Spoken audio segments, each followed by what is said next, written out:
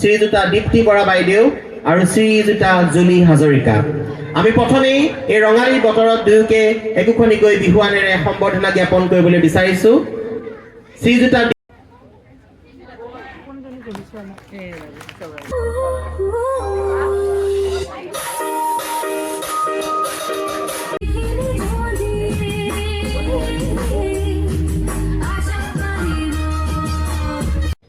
আমাৰ ব্যক্তিত্বও প্ৰকাশ কৰে।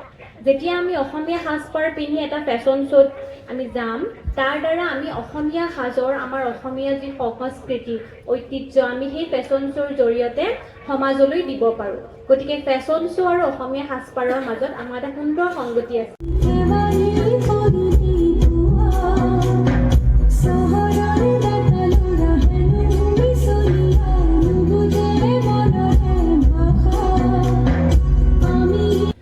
আজি তুমি কি সাজত আছা? বাইদেউ মই আজি খাটি অসমীয়া আমাৰ মানে সকলোৰে আপোন মুগাৰ সাজযোৰ পৰিধান কৰি আহিছোঁ আৰু মুগাৰী ন? হয় ঠিকে আছে, মানে মোৰ মাৰ দিনৰ এযোৰ 33 বছৰীয়া সুন্দৰ খাটি সুন্দৰ। অসমীয়াৰ মুগা।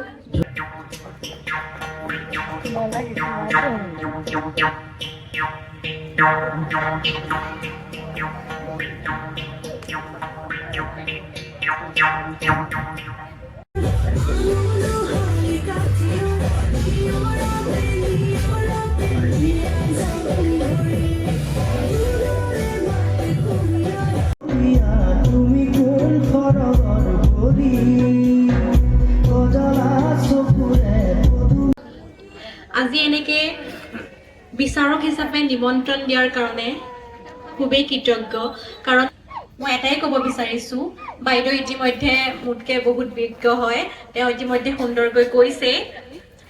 আজি এই প্ৰতিযোগিতাত মুঠতে 34গৰাকীয়ে অংশগ্ৰহণ কৰিছে আৰু এটা অনুষ্ঠানত যেতিয়া অংশগ্ৰহণ কৰে সেই সকলোবোৰে পুৰস্কাৰ পোৱাটো সম্ভৱপৰ নহয়।